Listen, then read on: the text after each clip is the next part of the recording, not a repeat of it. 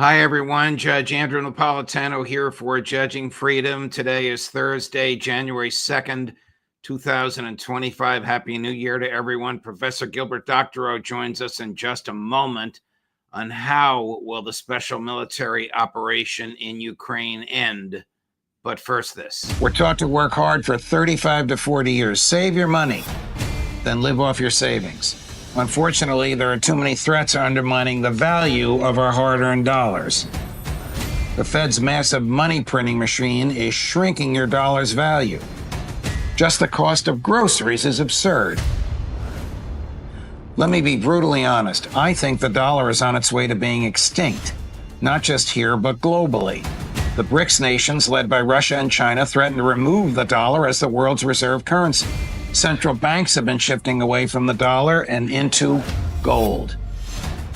And if we go to central bank digital currency, that will not only destroy the dollar, but we will lose our freedom. We will lose our privacy. They can track anything we do. You need to take care of yourself and your family. So here's what you need to do.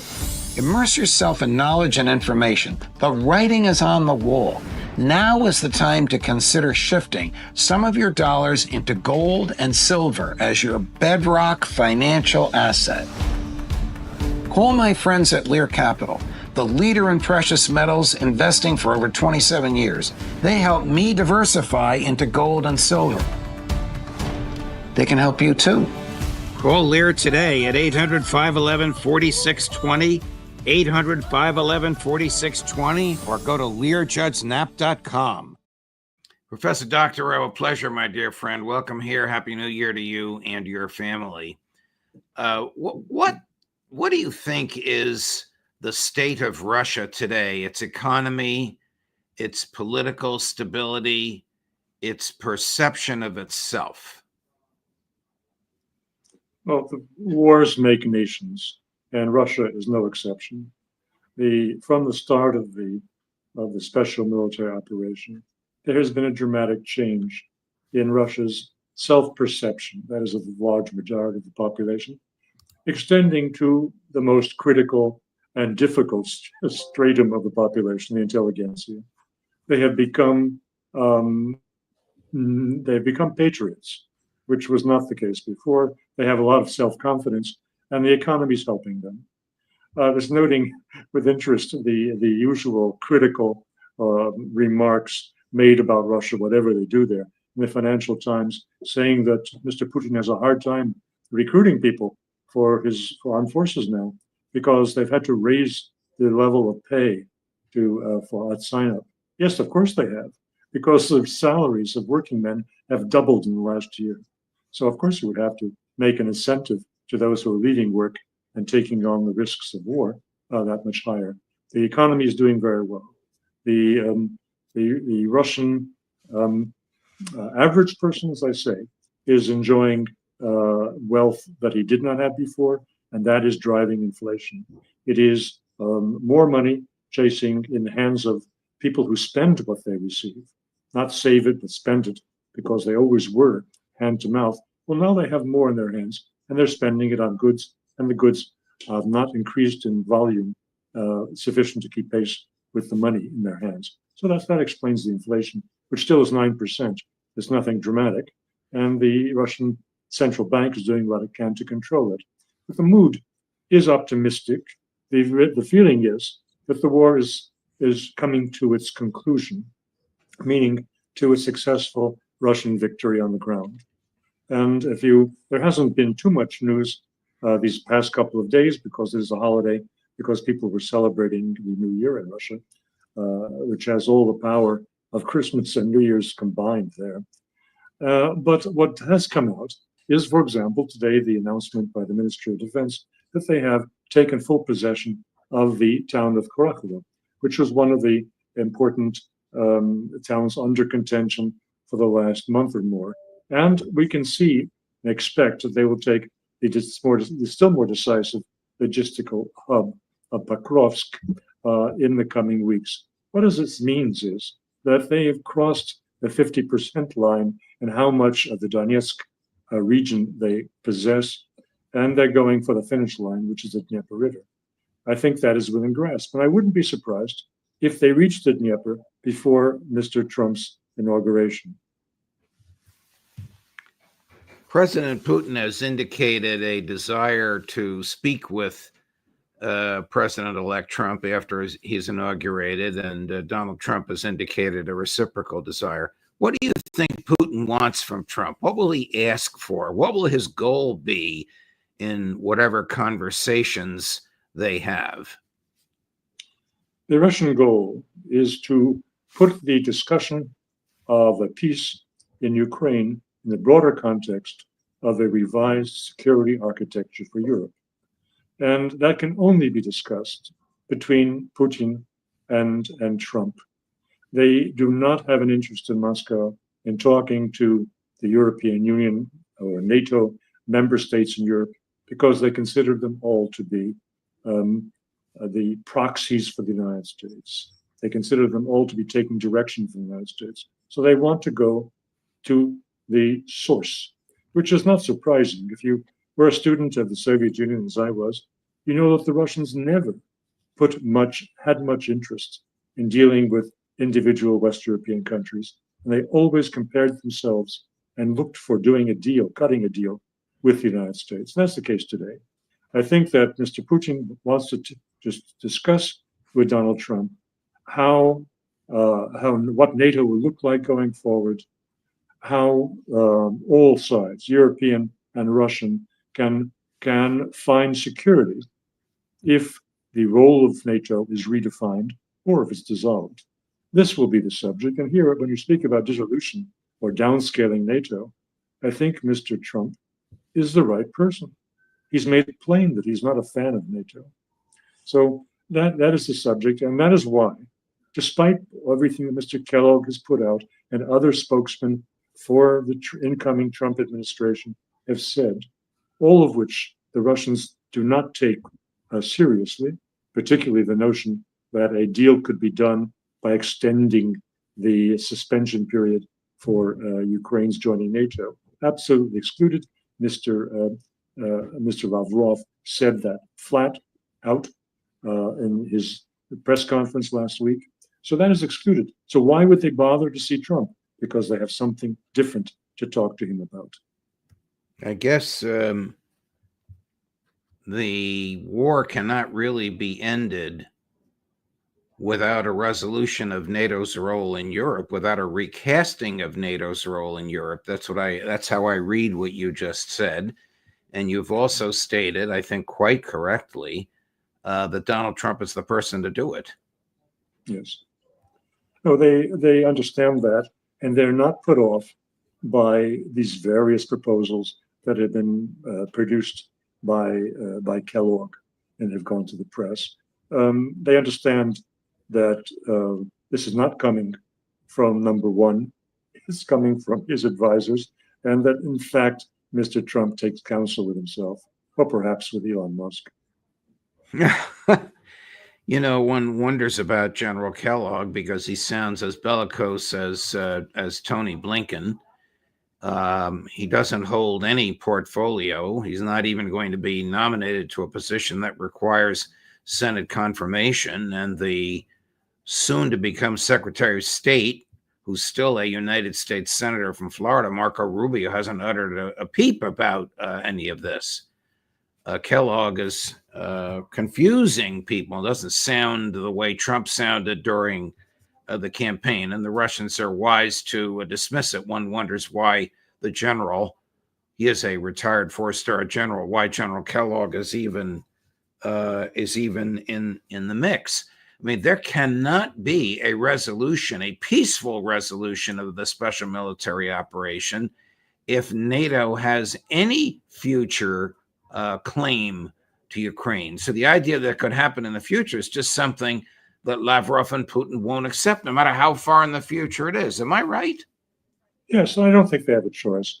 Russia is not a dictatorship. Russia is a democracy of a sort, not the same as ours, but it is a democracy. It has votes that are not forced. It has legitimacy in casting ballots. And it also has Mr. Putin is a politician. He's a statesman, but he's a politician. And he has to face pressures within his entourage and further afield. This war has gone on much longer than anybody anticipated for a number of reasons that most of the critics in the West, including some very sincere and well-respected people like Craig Roberts, don't quite get. That Putin has not had a general mobilization. He has sought to carry out his special military operation with a relatively low number of troops assigned to the task. Certainly not adequate to storm Ukraine and run through it in a matter of days or weeks. No. He's doing it in a deliberate way, which keeps the public at home out of the war, in the sense that there is no draft. Mothers aren't up in arms, wives are not up in arms about their loved ones being sent off to the war. And it is a political solution by a supremely experienced political operator, which is what Mr.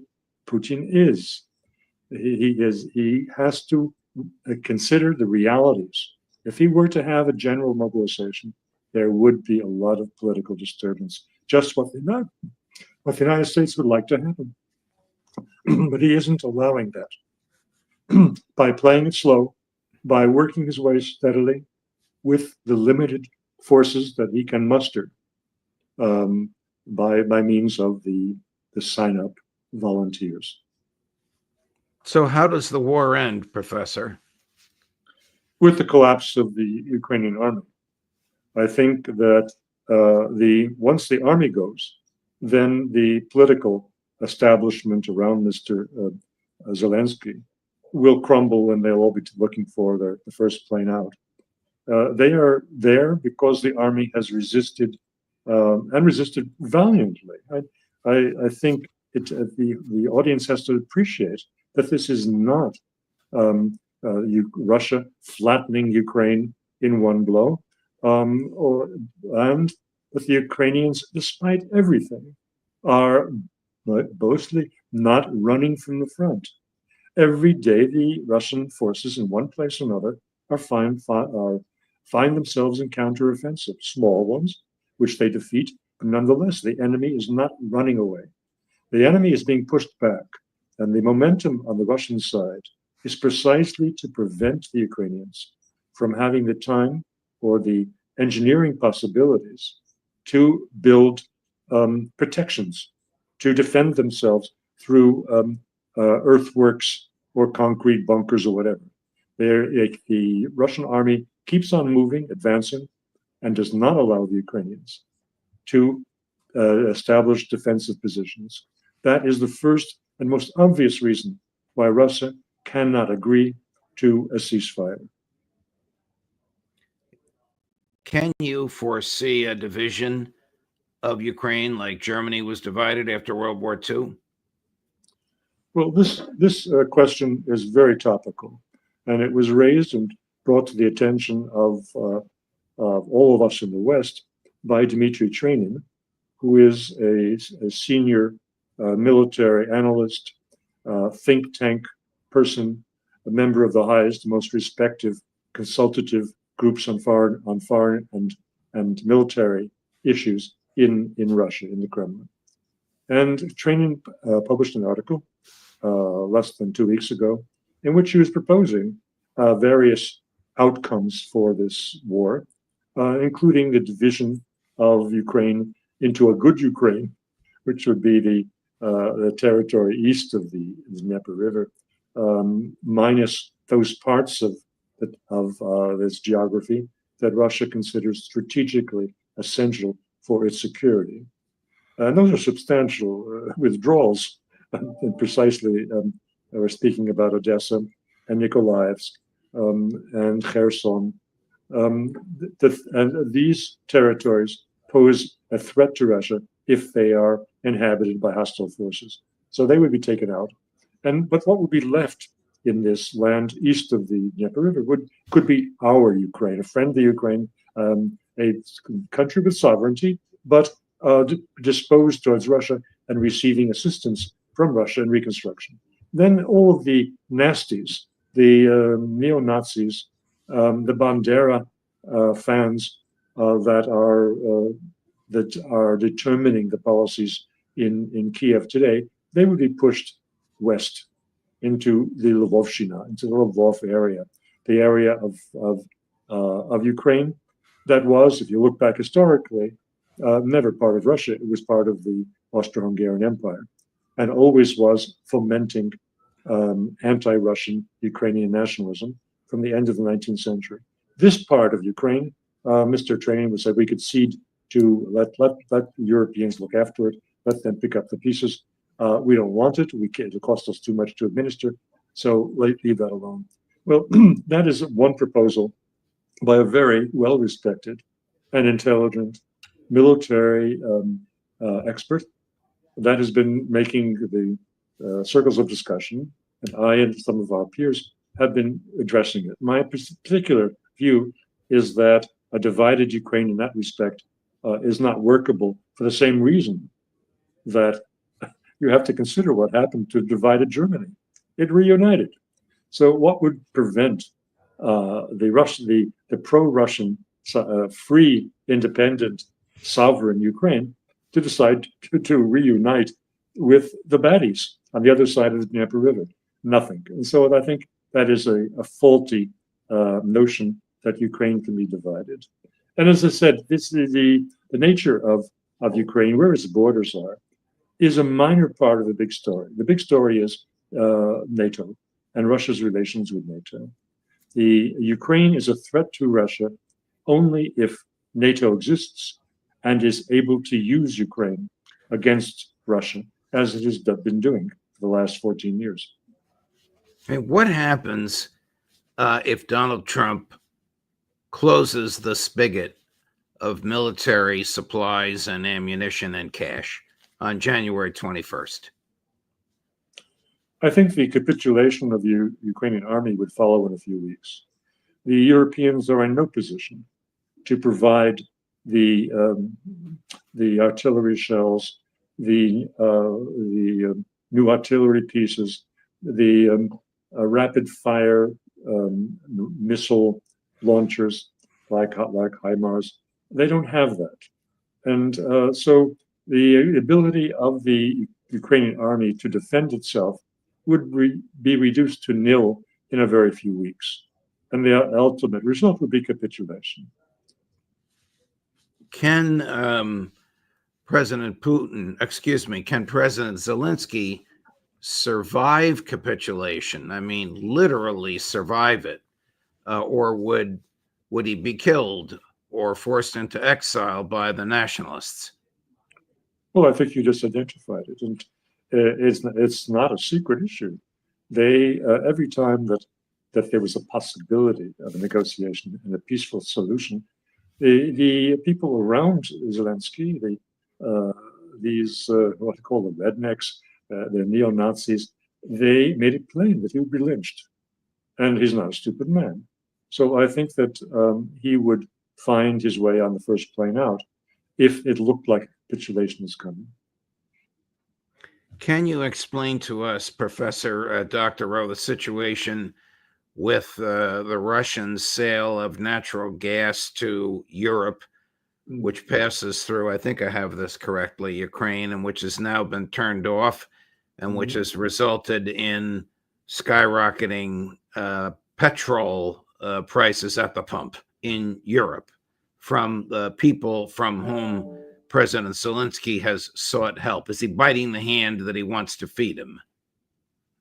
Well, it is an anomaly, of course, that Ukraine continued to supply Russian gas to Europe, taking its tips. Well, tips are not so bad. There's a 20% or 15% tip they were getting for the transit fees.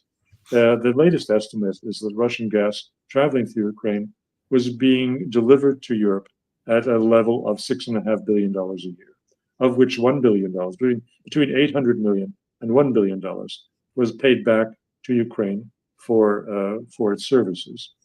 As to Russia, the loss of $6 billion in sales of gas is not a big deal. The likelihood is that some of this gas will nonetheless be delivered to Europe by further expanded LNG deliveries from Russia. Despite everything, in 2024, Europe imported more liquefied natural gas from Russia than it did in 2023. So that is the economic loss to Russia on this is not great. And let's consider going back to 2000, 2005, 2006, especially in 2009, there were very bitter conflicts between Moscow and Kiev over Ukrainians siphoning off gas from the pipelines, gas that should have been sent on to Europe and taking it into their own distribution system for their domestic needs illegally. There was also a major dispute which caused a shutdown of Russian deliveries of gas into Ukraine over the non-payment for gas by Ukraine. So these relations were very difficult, and going back, as I say, to 2005. That it should end now is only logical. It is an anomaly for Zelensky to be demanding daily more sanctions on Russia. We shouldn't be buying anything from them when his own country is facilitating this $6 billion sale of Russian gas. Yeah, but what are the consequences to consumers and industries in Europe to Zelensky's decision to close down that pipeline literally in the past 48 hours? Well, the most vulnerable country is Slovakia. And that's why Fico made this unexpected visit to Moscow.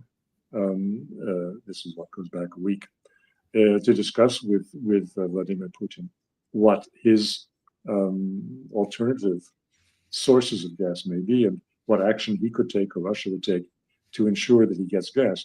There are 3 countries in Central Europe that are affected by this. There's Austria, Hungary, and Slovakia. Slovakia is the most exposed. Austria has found alternative sources, mostly this is LNG gas that is sent on through the European-wide gas pipelines to Austria. Some of the same solution has been found by Mr. Orban, though he seems to be receiving substantial deliveries of Russian gas through the Turkish pipelines. I don't know whether that can be extended to Slovakia to help Mr. Fico out of his problem. But if there is this very big inflation in cost of gas at the pump in Europe or elsewhere, it is a speculative bubble, which I don't believe has any justification, because we're speaking about a 5% shortfall in European gas that could result from the turnoff of the Ukrainian pipelines, and that can possibly be compensated for by other means, either increased LNG deliveries or other providers. I don't mean this to sound in a snarky way, but has the Nordstream Pipeline been repaired? I've seen various accounts that they are not substantiated, and I can't say that they are reliable, that the Russians have linked up the Nord Stream pipeline with Kaliningrad, so they would get some benefit from their own gas. Otherwise, the Nord Stream 2 pipeline is still workable. It's the Nord Stream 1 that was destroyed, and really not destroyed in a way that is irreparable. I've heard of discussions that were for $1 billion or something like that. The Nord Stream 1 pipeline can be returned to service. So if and when this war ends, if and when the Europeans come to their senses, if and when the elites that are presently pursuing this self-destructive policies of isolating and cutting off Russia, when they are pushed to the side, then it's entirely thinkable that the Russian supplies of gas could be increased very substantially, very quickly. President Trump has invited President Xi of China to his inauguration. As far as I know, President Xi has not yet responded. If he invites President Putin, do you think President Putin will come? Not if he's going to be arrested. No, the United States is not part of it. The International Court, but I don't think that his security would be very promising, considering the state-to-state relations. So, but anything is possible. Mr. Trump pulls more than one rabbit out of it. Professor Doctorow, a pleasure, my dear friend. Thank you for joining us. Happy New Year to you and your family. I hope you'll join us again next week. Very kind of you, and I look forward to it. All the best. Bye-bye. And thank you. And coming up later today at 1 o'clock Eastern this afternoon, Scott Ritter. At 3 o'clock, Professor John Mearsheimer. At 5 o'clock, Max Blumenthal, Judge Napolitano for Judging Freedom.